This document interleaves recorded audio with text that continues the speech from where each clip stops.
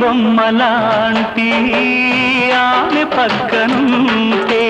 పగలే వెన్నెలనే కురిపిస్తా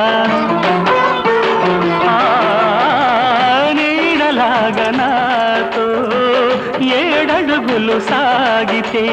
ఇలలో స్వర్గంనే సృష్టిస్తా రసరమ్యం ఆ రాగ విలాసం రసరమ్యం ఆ రాగ విలాసం పసివాడదు అది ఆ జన్మాంతం అందమైన నా ఊహల మేడకు ఆవిడమణి దీపం అంది అందని నాశలకు ఆమె ప్రతిరూపం ఆ తలపే నా ధ్యానం ఆ అభినవ దేవత నా ప్రాణం